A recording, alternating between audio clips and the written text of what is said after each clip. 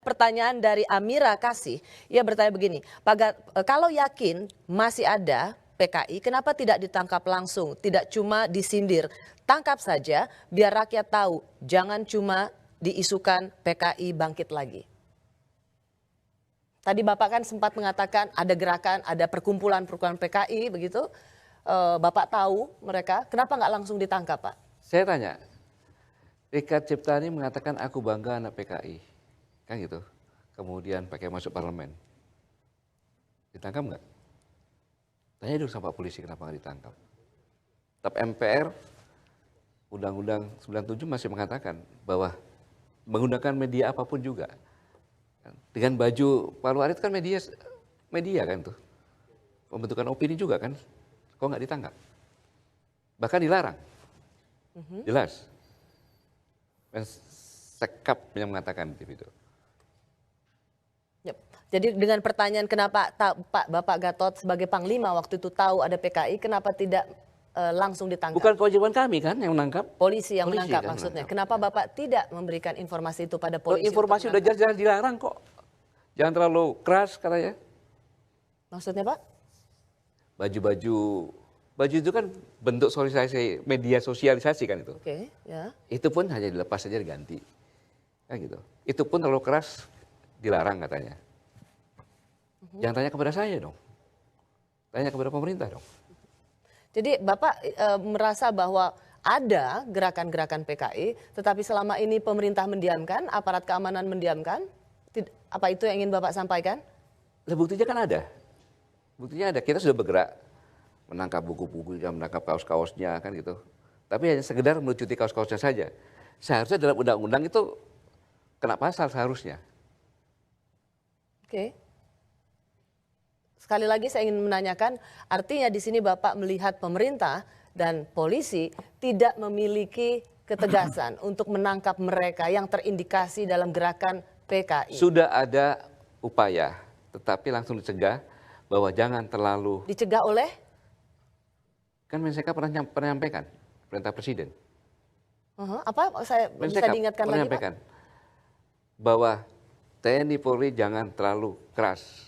TNI Polri jangan terlalu keras ya, atas konteks? Atas konteks itu mengadakan rahasia-rahasia. Razia-razia? Iya, baju-baju ini, buku-buku dan sebagainya. Yang pernah. Kodim-kodim masih melakukan penangkapan. Banyak yang dapat.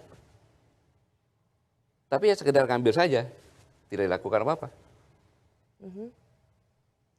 Saya tidak terlalu ingat bahwa Mensekap pernah menyampaikan. Banyak di viral itu aja. Supaya tidak jangan terlalu keras. Mudah-mudahan redaksi dapat bisa menayangkan di TV jangan ini. terlalu keras untuk melakukan penindakan terhadap razia buku-buku yang terkait dengan paham PKI begitu. Oke. Saya mau ke Pak Aswi dulu. Pak Aswi, kecemasan Pak Gatot ini bukan soal sekedar ajakan nonton bareng pengkhianatan PKI ini bukan sekedar nontonnya, tetapi yang lebih serius lagi adalah adanya perkumpulan, gerakan-gerakan yang memang ingin membangkitkan PKI. Sebagai sejarawan, apa Anda juga melihat hal yang sama? Saya kira itu tidak benar gitu. Bahwa misalnya Ciptaning, seorang anggota DPR dari PDIP, jelas dia bukan PKI. Kalau PKI, kenapa PDIP mau menerima dia? Dan saya tidak yakin bahwa dia akan lolos sebagai anggota DPR kalau dia anggota PKI.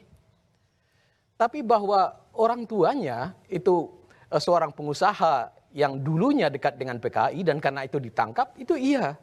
Tapi kan kesalahan orang tua dia tidak harus ditanggung oleh anaknya gitu. Demikian juga ada anggota DPR yang lain. Oki Asokawati misalnya. Orang tua dia adalah seorang wakil komandan G30S. Dan itu bukan kesalahan Oki Asokawati. Dosa orang tua atau kesalahan orang tua tidak dapat langsung ditimpakan pada anaknya. Dan tidak berarti ideologi Oki Asokawati itu komunis. Dia menjadi sekarang, nanti akan pindah mungkin. Tetapi sekarang menjadi anggota DPR dari Partai Islam, P3 gitu. Jadi tidak benar gitu bahwa di DPR itu ada anggota PKI. Itu tidak benar. Kalau ada orang yang mengatakan seperti itu harus diproses gitu. Diproses apakah itu benar atau tidak dan polisi harus memeriksa. Itu menurut saya supaya dibersihkan juga nama DPR ini yang selalu dituduh demikian gitu. Sudah berulang-ulang gitu. Nah, kemudian buku Aku Bangga Jadi Anak PKI. Kalau kita baca buku itu terlihat penderitaan. Penderitaan seorang anak yang ayahnya ditahan, yang harus merantau ke Jakarta, yang harus mengganti namanya supaya bisa sekolah, dan kemudian bisa sampai ke Fakultas Kedokteran. Ini kan perjuangan harus bekerja pada malam hari menjual tiket bis. Itu dilakukan untuk hidup, untuk menyambung sekolah. Dan kalau dia mengatakan aku bangga sebagai anak PKI, itu kebanggaan dia sebagai ayahnya gitu. Ayahnya yang selama ini mendidik dia gitu. Jadi tidak ada sebetulnya kalau kita baca di dalam buku itu, kebanggaan bukan ke PKI-nya, bukan pada paham bukan kepada pahamnya, dan tetapi organisasi kepada PKI. penghargaan kepada orang tuanya. Dan itu penderitaan dari seorang anak yang menjadi korban tahun 65 gitu. Tapi bagaimana Pak Aswi melihat kecemasan Pak Gatot dan mungkin juga banyak orang begitu melihat adanya gerakan-gerakan untuk membangkitkan kembali PKI.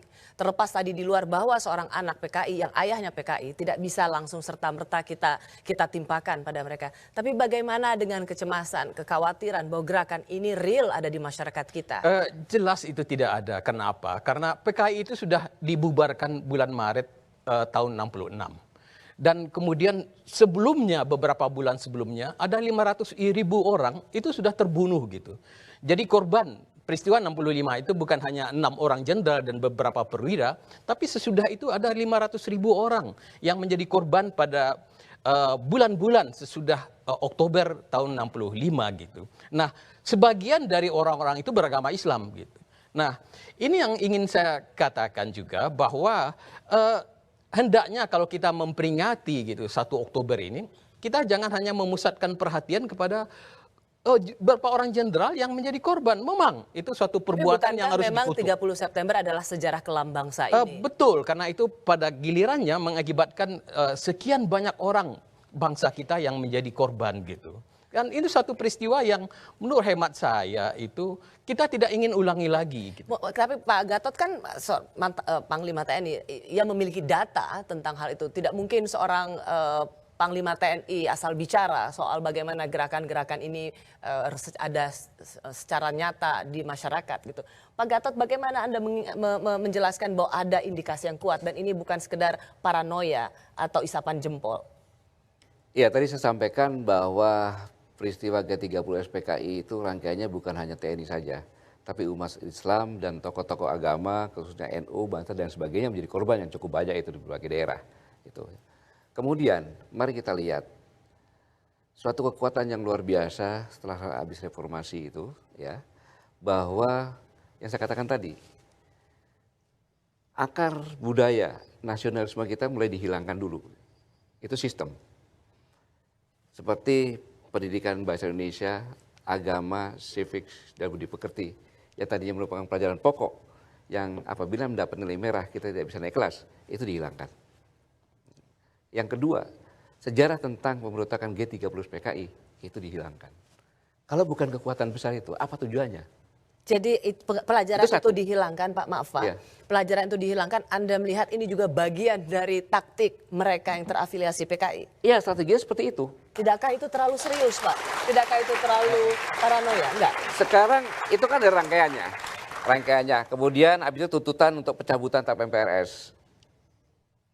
Nomor 22 tahun 66. Siapa lagi kalau bukan itu? Siapa lagi kalau bukan PKI itu? Kemudian penghapusan sejarah pemberontakan PKI. Siapa lagi kalau bukan PKI? Kemudian lagi tentang pemberhentian pemutaran film yang selama ini. Siapa yang minta itu kalau bukan PKI?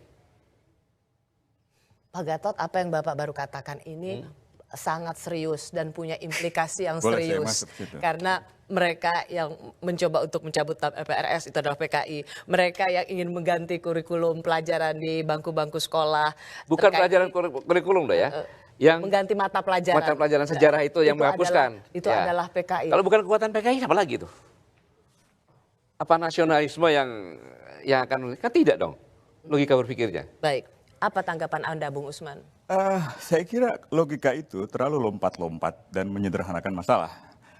Kalau kita lihat, ini sebenarnya ada dua hal nih ya. Yang pertama tentang film G30S PKI itu, yang disebut sebagai pengkhianatan.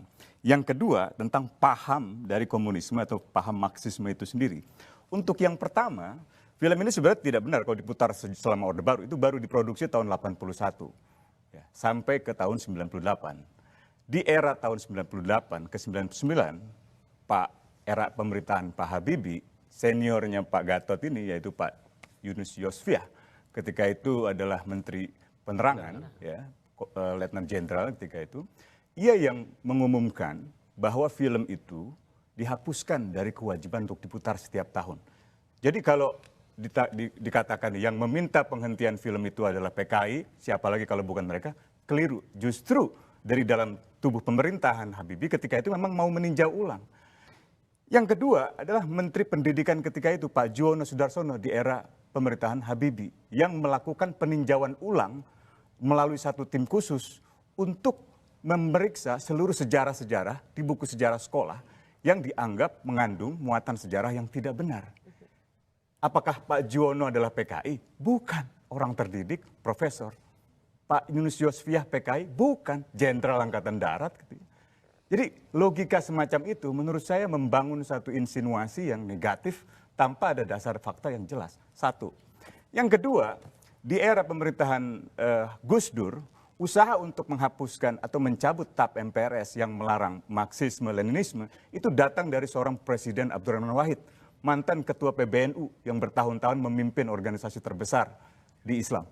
Saya orang NU, kiai saya orang kampung, tapi ayah saya kiai. Itu Gus Dur yang mengajukan untuk penghapusan TAP MPR karena dianggap menjadi dasar bagi diskriminasi terhadap begitu banyak orang yang tidak salah, tapi dianggap salah. Gus Dur bukan PKI. Gus Dur anak kiai, Gus Dur sendiri adalah kiai. Jadi keliru kalau kemudian membangun logika lompat-lompat seolah-olah yang meminta penghapusan TAP MPR itu pasti PKI, itu keliru fatal. Itu membodohi masyarakat kita. Yang kedua, saya kira ketiga saya kira. Di masa itu juga, di masa pemerintahan Megawati, memang ada usaha untuk melarang kembali orang-orang yang sebenarnya pernah direhabilitasi ya, untuk bisa mengikuti pemilihan umum. Itu undang-undang ketika itu. Tetapi oleh Mahkamah Konstitusi dinilai sebagai pelanggaran terhadap konstitusi. Pelanggaran terhadap penyimpangan terhadap Undang-Undang Dasar 45. Akibatnya adalah undang-undang itu pasal yang melarang orang-orang yang bekas PKI itu dihapuskan. Nah, di masa selanjutnya itu juga tidak Anda anggap sebagai bagian dari gerakan-gerakan PKI. Menurut Anda sendiri gimana? Anda kan punya logika memahami masalah ini. Apakah usaha Gus Dur, usaha Menteri Pendidikan di masa pemerintahan Habibie atau usaha Menteri Penerangan yang meminta penghentian film itu dihapuskan, apakah itu bagian dari PKI? Menurut Anda gimana? Pertanyaannya adalah apakah kecemasan Pak Gatot dan sekali lagi mungkin representasi juga dari orang yang tidak sedikit di Indonesia ini beralasan atau enggak? Tidak, karena ini kecemasan sudah kadaluarsa. Ini kecemasan datang dari satu paradigma keamanan nasional era militer tahun 60-an. Era Perang Dingin. Ini doktrin keamanan nasional Amerika di berbagai negara yang memang memberangus peluang-peluang kepemimpinan pemerintahan yang kiri, yang komunis ketika itu. Di Indonesia, Soekarno dikudeta dengan itu. Salah satu versi penjelasan peristiwa 30S adalah kudeta terhadap Soekarno. Ada banyak versi lain. Di Chile juga begitu. Jadi harusnya tentara kita sudah mulai membangun pemahaman yang lebih strategis tentang geopolitik pertahanan global, regional, tentang ancaman-ancaman kedaulatan negara, ancaman terhadap perbatasan, pembangunan profesionalitas, pembangunan alutsista, itu yang harusnya dikembangkan gitu.